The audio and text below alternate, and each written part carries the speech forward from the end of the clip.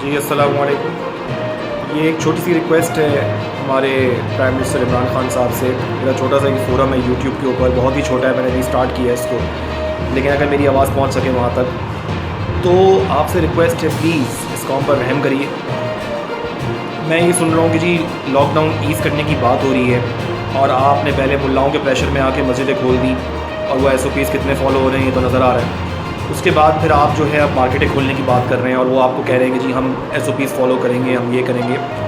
देखें, ये छोटा तो खैर नहीं, एक बड़ा मॉल है मेरे घर के पास और मैं यहाँ कल गया हूँ और सब कुछ बंद है, नो डाउट कि हर चीज़ बंद है, खाने पीने की सारी जगहें बंद हैं, सारी जो कपड़े वपड़ों की दुकानें सब बंद हैं, सिर्फ हाइपर स्टार या कारफोर वो खुला हुआ है वहाँ पे। लेकिन मैं जब कल वहाँ गया तो मुझे इतना गुस्सा आया कि लोग बच्चों के साथ आ रहे हैं छोटे छोटे, और ऐसे आ रहे हैं हालांकि कुछ भी मॉल में इसको खुला हुआ नहीं है, हाइपर स्टार ही खुला हुआ है, लेकिन ऐसे आ रहे हैं जैसे पिकनिक के लिए आ रहे हैं, without any mask, without any gloves, बिल्कुल आ रहे हैं। और हाइपर स्टार ने, कारफोर ने अच्छा अरेंजमेंट किया हुआ है, वो सोशल डिस्टेंसिंग का उन्होंने एंट्री के पॉइंट बनाए हुए हैं और उन्होंने बताया वो क्लोरीनेटेड जो गेट है वो लगाया हुआ है, लेकिन वो तो अंदर जाकर है ना। जब हम उस मॉल में एंटर हो रहे हैं तो एंटर होते वक्त कोई सोशल डिस्टेंसिंग नहीं है, बेचारों की गार्ड्स और वो सब जो चेकिंग के लोग खड़े हुए हैं वो भी इससे वनरेबल हैं।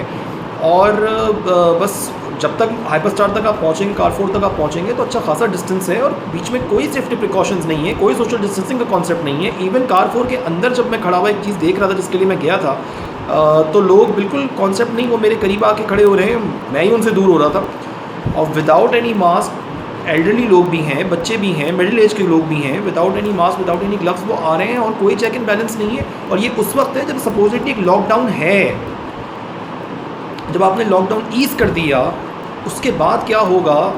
जो ये सो कॉल्ड इस वक्त देखें, एक तो हमारी कौम वैसे ही बहुत इलिटरेट एक तबका मौजूद है, उसके अलावा यहाँ तो पढ़े लिखे भी बहुत बड़े बड़े जाहिल हैं।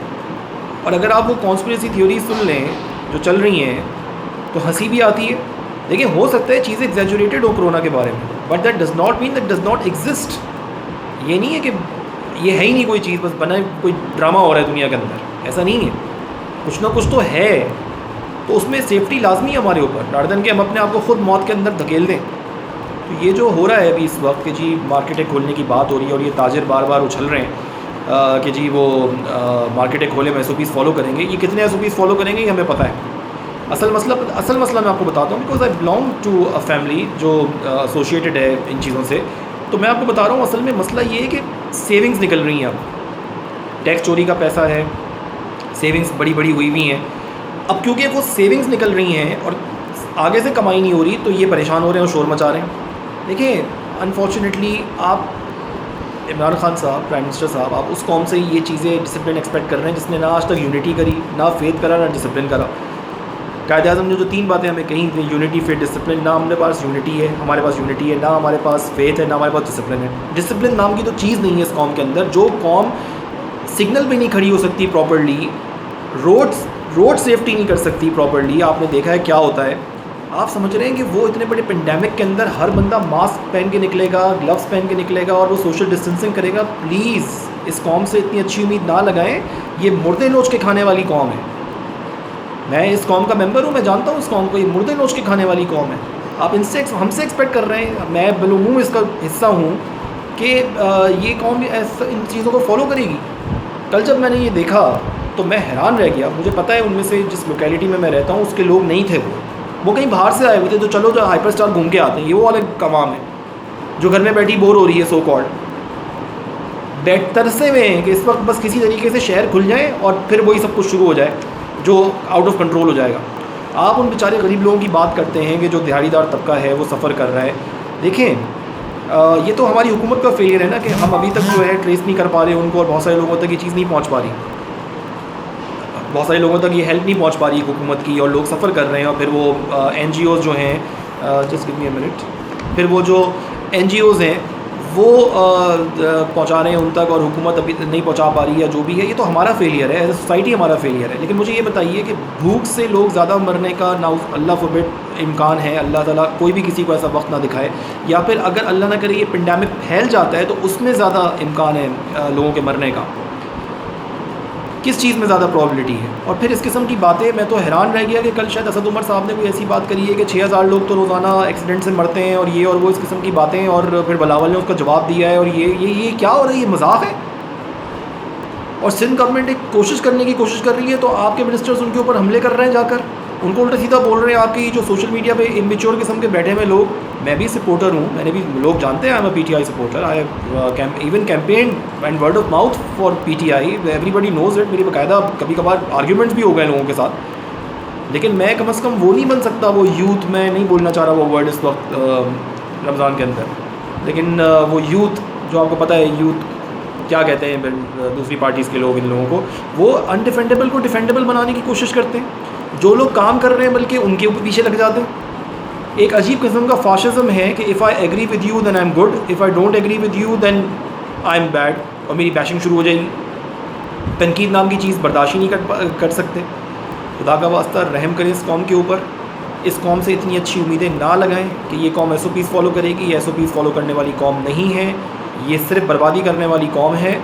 ये देखें, एक रेवड़ है, आपने देखा ना शीप एंड गोट का जो बकरों का और दुम्बों का एक रेवड़ होता है, ये वो रेवड़ है।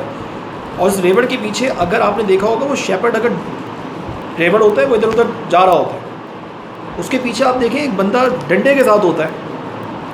अगर वो बंदा ना हो तो ये तो सारा रेवड़ इधर उधर हो जाएगा।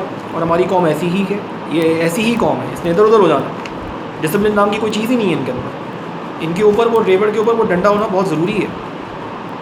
तो इसीलिए ये सिर्फ इसी ज़बान को समझेंगे, ये आपकी ज़बान को नहीं समझेंगे कि आपने मार्केट खोल दी तो जी बड़े आराम से सुकून से सारी चीज़ें खुल जाएंगी और बड़े आराम से जी सब लोग, सारे कस्टमर्स मास्क लगा के आएंगे, ग्लव्स पहन कर आएंगे, सोशल डिस्टेंसिंग होगी मार्केट्स के अंदर।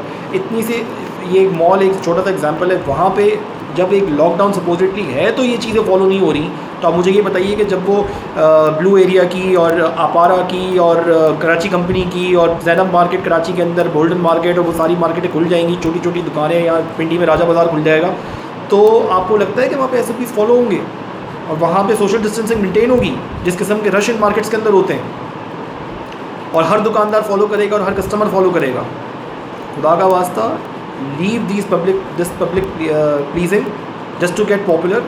You have to take strict action. ये कौम डंडे की ज़बान समझती है और कोई ज़बान नहीं समझ सकती। ये प्यार मोहब्बत की कौम है ही नहीं। तो रहम करें पूरी कौम के ऊपर और एक स्टेबल स्ट्रिक्ट फैसला, जैसे सुप्रीम कोर्ट ने कहा है कि यूनिफाइड अप्रोच होनी चाहिए। ये नहीं कि फेडरल गवर्नमेंट कुछ कह रही है तो सिंध गवर्नमेंट कुछ और कह रही है और अजीब कन्फ्यूजन है और गंदी किस्म की सियासत जो है वो इस पेंडेमिक के ऊपर हो रही है, जो हम अफोर्ड नहीं कर सकते इस वक्त।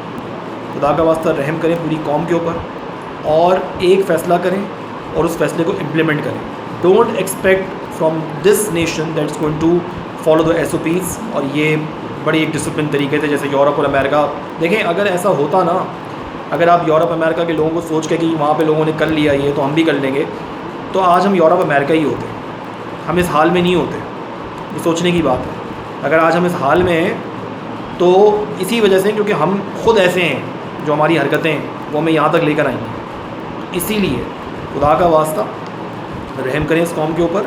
ये कौम डंडे की कौम है। एक स्ट्रिक्ट लॉकडाउन बहुत ज़रूरी है। टेस्टिंग सही हो नहीं रही, उसके ऊपर अगर ये सब चीज़ें आपने ईज़ कर दी, उसके बाद अल्लाह ना करे मामला कहाँ से कहाँ चला जाता है, तो फिर कौन ज़िम्मेदार होगा? जिस दिहाड़ीदार तबके की आप बात करें, अगर अल्लाह ना करे इनमें इस किस्म का कोई पेंडेमिक फैल गया SOPs फॉलो नहीं करने की वजह से, तो क्या ये गरीब आदमी अफोर्ड कर सकता है अपने इलाज को?